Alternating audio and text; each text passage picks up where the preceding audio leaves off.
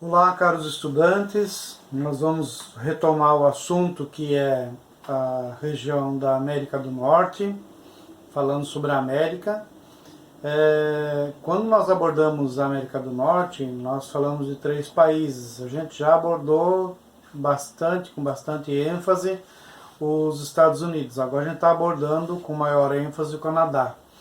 E sempre que nós falamos de Canadá, não há como falar de Canadá sem abordar México, sem lembrar dos Estados Unidos. Porque esse país, Canadá, ele está associado a um bloco econômico chamado NAFTA. E o NAFTA ele tem abrangência nesses 3 países que eu acabei de citar, Estados Unidos, México e Canadá, que é a América do Norte. E aí nós temos que lembrar de alguns símbolos. Esses símbolos eu vou utilizar eles aqui para a gente chamar a atenção e perceber a diferença entre Estados Unidos e Canadá, parte desenvolvida da América do Norte, e o México, parte em desenvolvimento ou então um país emergente da América do Norte, certo?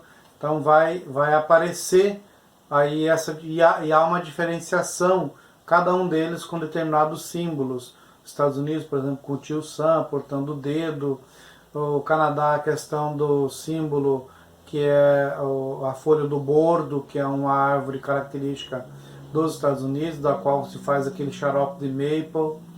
E nos Estados Unidos é muito forte, no México é muito forte a imagem do ligeirinho, que é aquele ratinho que aparece nos desenhos, né?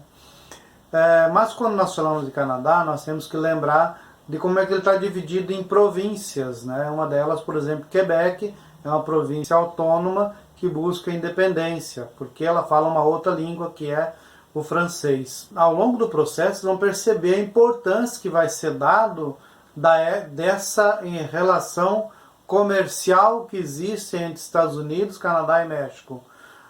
Boa parte do que os Estados Unidos consome a partir do que o México e o Canadá exportam para os Estados Unidos.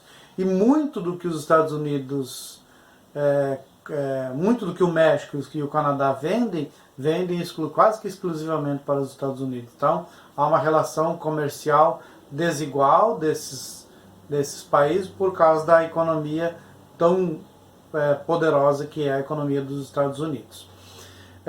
Não há como a gente abordar também, falar sobre o Canadá e não relacionar a densidade populacional. Se for observar, a densidade populacional do Canadá está muito associada ao sul do Canadá, na divisa com os Estados Unidos. E aí tem que se entender por quê, porque o sul do Canadá é a região menos fria, porque a região norte do Canadá é onde já passa o Círculo Polar Ártico, é uma região extremamente fria, né? Apesar disso, você tem populações residentes aí, por exemplo, as populações nativas, os inuites. Também não tem como a gente abordar Canadá e não falar do relevo Canadá, que está associado ao relevo dos Estados Unidos, porque é um espaço contíguo, ou seja, um espaço que continua de um para o outro. Então você tem as Rochosas de um lado, né, e os Montes Apalaches, ou a região do Planalto Laurentiano no outro. Você vai perceber que a característica do relevo do Canadá e dos Estados Unidos é muito parecida. A região central bastante plana, região da proximidade com os oceanos Atlântico e Pacífico mais elevadas, né? Então a parte central planície, elevada nas bordas desse país que é o Canadá.